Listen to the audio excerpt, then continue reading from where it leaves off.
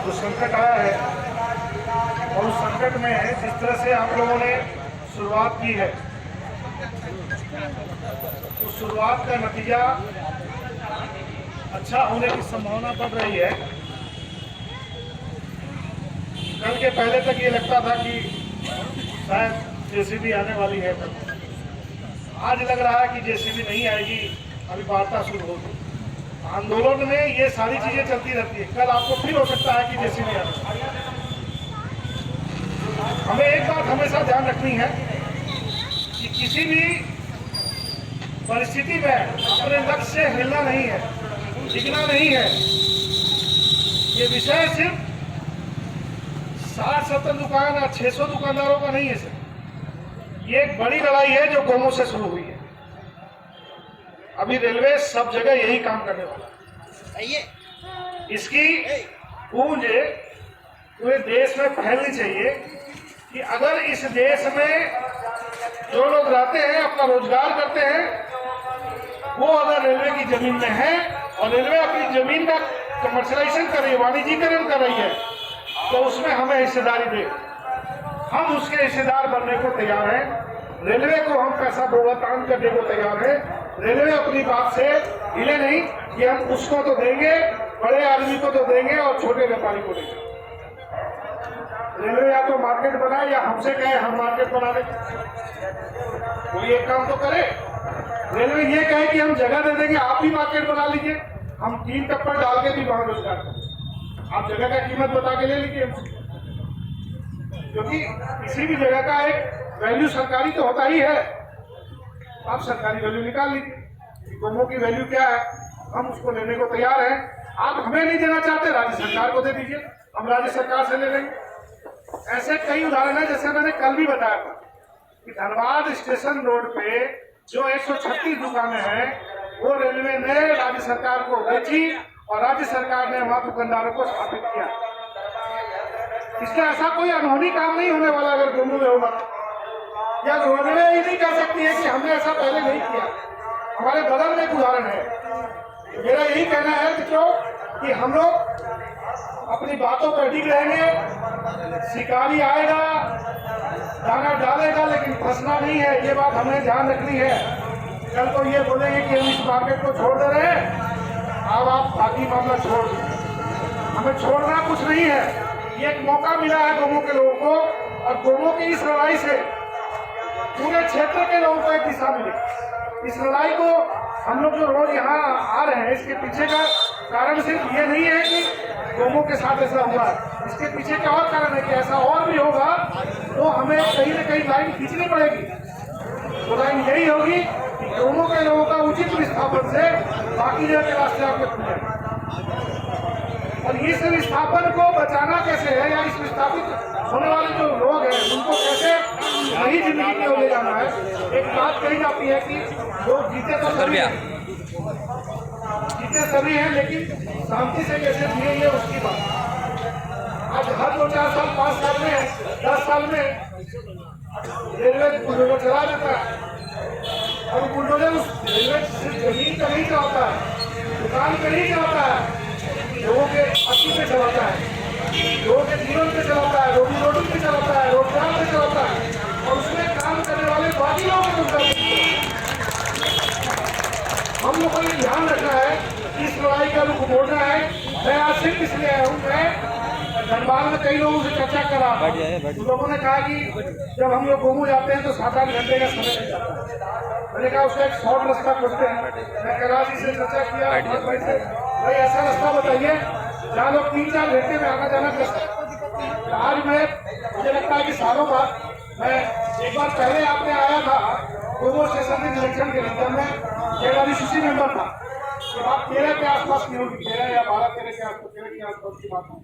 तो गोमो की जांच हम लोगों ने की थी स्टेशन की, तो गोमो में जो कमियां पाई गई थी उसकी रिपोर्ट हम लोग दी थी, और उसके आधार पे उस समय ही जो है अपना फ्लाईओवर का प्रोजेक्ट भी पास हुआ था।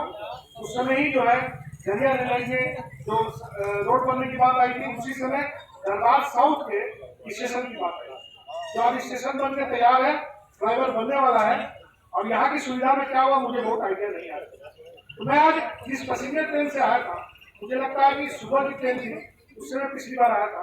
मुझे लगता है कि आपके आने के लिए 3 घंटे के समय लेकर के धनबाद से जो लोग आना चाहें तो 3 घंटे के समय लेकर के आपके यहाँ आ सकते। अभी जैसे कि चर्चा चल रही है कि आपके यहाँ एक वृहद बंदी का स्वरूप करना है, फिर एक बड़ी बैठक करनी है। एक प्रयास कीजिए बैठक में ये इतनी हो कि लोग ये कहें कि गोमो जैसे जगह में इतनी अधिक भीड़ की परिकल्पना हम लोगों ने नहीं की थी, हम लोगों ने नहीं सोचा। इतनी भीड़ जुटाई और वहां जहां आवश्यकता पड़े सबसे मिलिए, व्यक्तिगत तौर से मिलिए। आज की भीड़ कल से कम है, लेकिन बहुत शॉर्ट नोटिस पे है, इसके लिए मैं आप सबों को धन्यवाद दूंगा।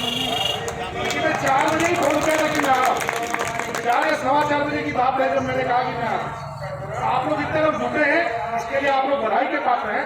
लेकिन जब रविवार की बैठक हो तो रविवार की बैठक में इतनी भीड़ हो, यही हो, इतनी भीड़ हो कि लोग कहें कि ऐसी भीड़ दोनों में इससे पहले कभी नहीं हुई। मैं और एक बात घोषणा करता हूँ आपके लिए, आप यहाँ एक आंदोलन की शुरुआत कीजिए। मैं धनबाद में 12 घंटे की धूप करता, सुबह 6 से शाम 6 बजे तक की मैं करूँ।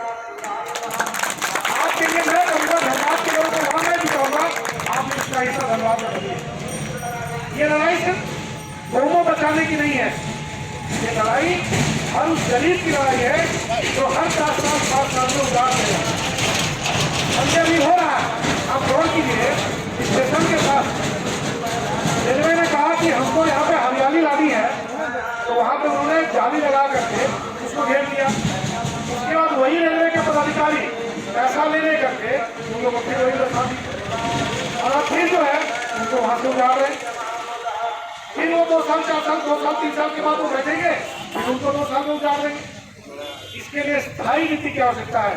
और मैं RLDA का डिटेल पढ़ रहा हूँ, उसमें है कि RLDA अगर उसको लगे कि इससे सामाजिक संरचना और रेलवे की आय में वृद्धि होगी तो उसको उपयोग में बदल सकता है। ये एक नया रास्ता खुलेगा। अब आप गौर कीजिए, कहीं रेलवे की जमीन पे मंदिर बन जाता है, मस्जिद बन जाती है, मजार बन जाती है, गुरुद्वारा बन जाता है, तो रेलवे उखाड़ पाती है क्या? तो भाई रोजगार के पीछे क्यों पड़े भाई? ये तो रोजगार है, इस रोजगार के पीछे क्यों पड़े हो? रोजगार करने वालों को सही स्थान दीजिए। आज वो सब्जी बेचने वाला व्यक्ति लड़ नहीं सकता है, क्योंकि वो रोज सुबह सब्जी लेके आता है, 4 घंटे में बेचता है, फिर जाता है, सब्जी निकालता है, अगले दिन आने की तैयारी करता है, उसके पास समय नहीं है। तो यहाँ नहीं बेच पा रहा तो कहीं और बैठ जा रहा है। तो हम लोग को उनके लिए भी सोचना है कि अगर नीचे की दुकानें बन जाए तो छत पे सब्जी पट्टी भी बन जाए। ऐसा ही कोई उपाय करना पड़ेगा जिससे रेलवे को भी लाभ हो और हम लोग का भी रोजगार जो है, सारे व्यापारियों का रोजगार वापिस स्थापित हो जाए और सब लोग सुकून की जिंदगी जिए। मैं आज आपके माध्यम से सबके मीडिया के बंधुओं को भी मैं आगाह करता हूँ, दोनों के लोग जो है जो दोनों से आए हुए रहते हैं, कि इस विषय को थोड़ा सा हाईलाइट करें, क्योंकि दोनों थोड़ा दूर हो जाता है और इसकी पूरी सूचना, जैसे कल की अच्छी रिपोर्टिंग आई, इसकी पूरी सूचना, पूरी जानकारी नहीं मिलती है। तो अपना जो सोशल मीडिया की टीम है, ये पूरी चीजों को टाइप करके मीडिया का ग्रुप बना ले साथ में, उसमें केवल जानकारी देने की कि आज बैठक हुई, कौन कौन शामिल हुए, किन किन विषयों पे चर्चा हुई, इन सब विषयों को लिख करके वो मीडिया में है। जब ये सारी चीजें जाने लगेगी और आप हमको भी उसके साथ तय कीजिएगा, तो मैं उन सारी रिपोर्ट्स को जो वहाँ पे हेड ऑफिस में बैठे हुए संपादक हैं, वो बढ़िया पत्रकार लोग हैं, मैं उनके साथ भी शेयर करूँ, तो हम लोग इसको आगे बढ़ा लेंगे। और मुझे लगता है कि अगर जो रफ्तार हम लोगों ने कल से पकड़ी है, रफ्तार पकड़ने में समय लगा, उसका नुकसान ये हुआ कि 650 दुकानदार से अधिक दुकानदार विस्थापित हो गए। लेकिन चलिए, जब देर है हो गई है तो कोई बात नहीं, लेकिन अब देर नहीं हो, इसका उपाय करना पड़ेगा। हम लोग को सबको मिलजुल के इकट्ठा होकर के इस लड़ाई को लड़ना पड़ेगा। हमें 650 दुकानदार की भी लड़ाई लड़नी पड़ेगी और 70 दुकानदारों की लड़ाई लड़नी पड़ेगी। हम लोग को कंबाइंड तौर पे लड़ना पड़ेगा, कहीं कानूनी तौर पे लड़ना पड़ेगा। कानूनी तौर पे हो सकता है कि जो 660 दुकानदार है उनका दावा उतना मजबूत नहीं बनता हो, लेकिन सामाजिक दावा उनका सबसे बड़ा बनता है। इस देश में ये कानून रहा है कि किसी को भी हटाने से पहले आप नोटिस देंगे, उसको विस्थापित करने से पहले उसके पुनर्स्थापन की व्यवस्था करेंगे। सुप्रीम कोर्ट के भी ऑर्डर है, हाई कोर्ट के भी ऑर्डर है। ऑर्डर ये भी है कि जब कहीं कोई सरकारी जमीन पे बैठता है, आता है, तो जब वो बैठता है तो उस बैठने के क्रम में जो जिम्मेवारी होगी उस संबंधित थाने की, तो पहले कार्रवाई तो उस पर हो ना। जो रेलवे की जमीन पे हम बैठे तो रेलवे के उस पदाधिकारी पे भी कार्रवाई होगी, क्योंकि हम क्यों बैठे। सिर्फ आए और हमारे पे बुलडोजर चला के चले गए, वो नहीं चलने वाला। कार्रवाई वहां से शुरू होनी चाहिए। मैं इन्हीं चंद बातों के साथ अपनी वाणी को विराम देते हुए आप लोग से पुनः एक अपील करूंगा कि आप लोग इकट्ठा रहिए, मजबूती से लड़िए और अंत में व्यवसायी एकता जिंदाबाद, व्यवसायी एकता जिंदाबाद, व्यवसायी एकता जिंदाबाद। धन्यवाद।